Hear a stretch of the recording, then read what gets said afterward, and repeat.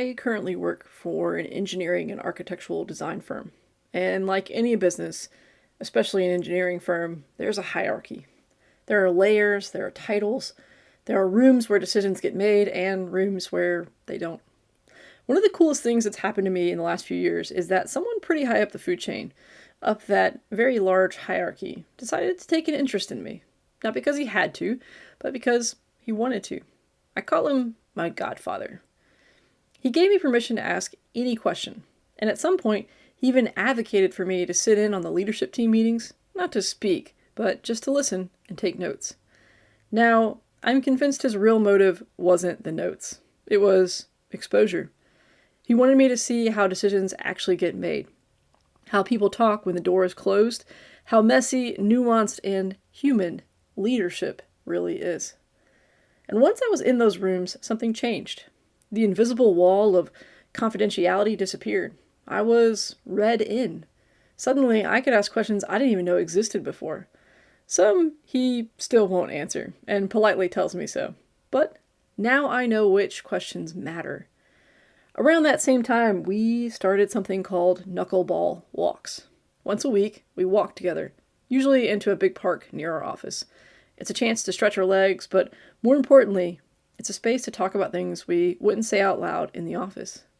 Those walks didn't start casually. They started after a project went sideways.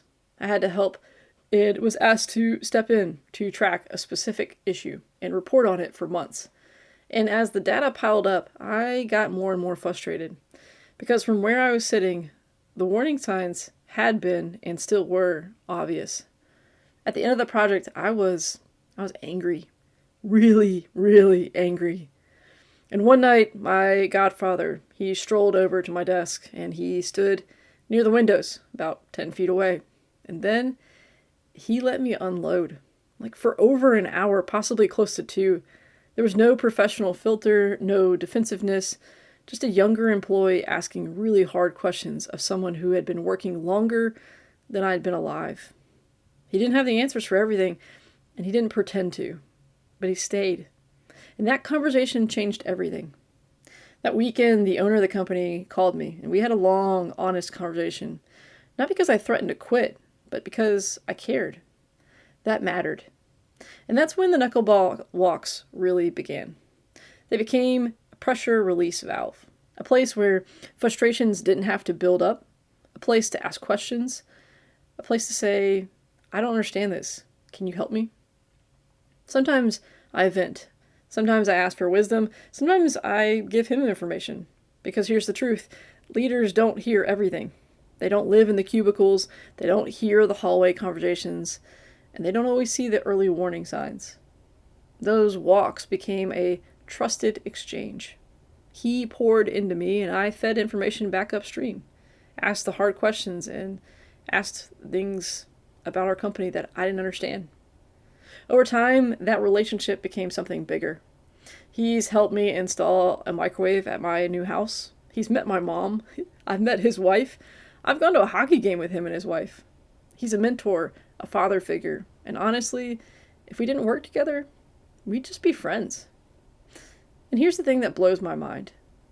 He had no obligation to do any of this. But he saw something worth investing in, and he made the time. So here's why the knuckleball walks matter. If you're a leader at work, in a family, in a community, making time for people who don't directly report to you is one of your most powerful tools in the toolbox. Not because you benefit immediately, but because those people, they're a part of what you're building. That kind of investment signals something important. I'm not just thinking about the next quarter. I'm not just thinking about the next month or year or decade. I'm thinking about the next generation. Can you imagine a leader saying that? Well, my godfather is retiring soon, and I've got about 20 to 30 years left in my career. So I know he's building for a future he won't fully see. The second reason knuckleball walks matter is this. People need a safe place to ask questions. The dumb questions, the uncomfortable questions, and the ones that might feel like they might be just stepping on your toes. People need a safe place to do that, whether it's on a knuckleball walk or in a conference room. They need an opportunity to pick your brain, even when it might not be the most polite thing to do. There are questions like, I don't get this, or why do we do it this way? Or, it looks like you could change this, why haven't you? Those questions, they're not attacks. They're born out of curiosity.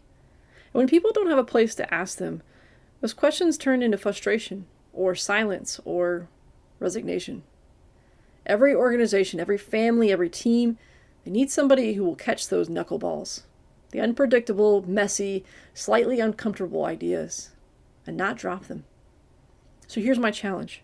If you're a leader, make time, be consistent, invite questions, and don't miss the knuckleballs. If you're earlier in your career, look for someone who will walk with you. Ask the questions, bring the data, and show that you care.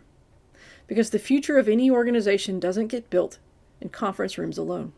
Sometimes it gets built on a quiet walk through a park, one knuckleball at a time.